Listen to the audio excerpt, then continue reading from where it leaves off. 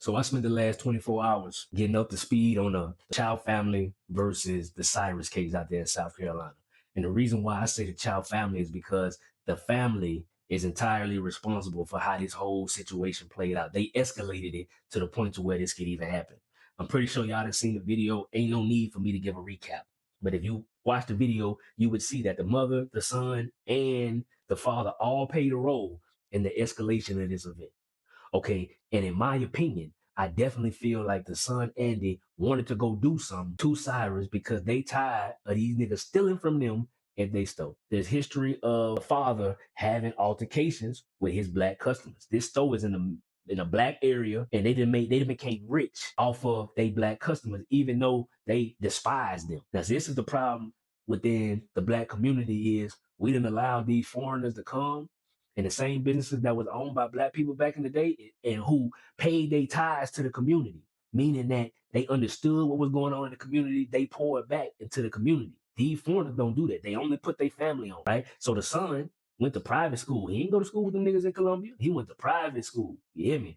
Went to University of South Carolina getting the information technology degree off that money his mom and daddy made in the black community, right? So they feel so adamant about protecting their so-called business, they chased a little boy for $1. Okay. And the reason why they was able to get away with this, and I know this gonna sting and this gonna hurt, but this the truth. The reason why they was able to get away with this is because we have allowed ourselves to be portrayed through media and even participate in these actions that make us look like savages, that make us look like people who do not have a human nature, a human side to them. To where when you a young boy, you are already considered a man.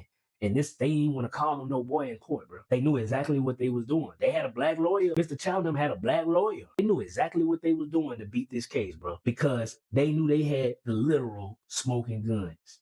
There was a black investigator. You could tell he wanted to take up for Cyrus, but he couldn't lie and say that when he went to his IG, he did find the same weapon that they found on Cyrus, and this was 24 hours before. So that showed possession of the gun. And then they found the gun at the scene too. The investigator couldn't lie, bro. Bad as he wanted to, it was a black elder woman.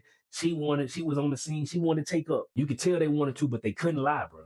You feel me? And because of the way that they portrayed Cyrus, this is how Mr. Chow, how they was able to get off on this. Even though that was some cowardly shit that they did. Rick Chow, Andy Chow, I think the wife named Allison Chow, with the fake ass names. And they came here, got rich amongst the black people, and they feel like they gonna teach one of you niggas a lesson. How dare you steal $1 from us? How dare you steal $1 from us? Then they can go and get away with it, and now everybody mad, but we don't really want to do nothing about it. They done vandalized the store. That's cool, but that ain't no real way to cause no change, bro. They are using our own participation to create our demise, and we sit back clapping for that shit. And when somebody keep it real, you want to go ostracize the messenger instead of addressing the real problem. Justice should have definitely been served for Cyrus. No way that young boy should have lost his life. He never upped that weapon in that stove. They would have never found out he had a weapon if they didn't chase him. But that do not change the fact that they used that against him to take away him being a kid, him taking away being a human, him being a scared little boy, because they say, oh, he a gangster, this how he living. Look at his Instagram. Look at how he moved. Look how he came into the store. So until we start talking about the truth, we're going to keep being disrespected all over this country because nobody feels sorry for us because this is the way we have allowed them to paint us. But I'm just your homeboy with the news. Tap in.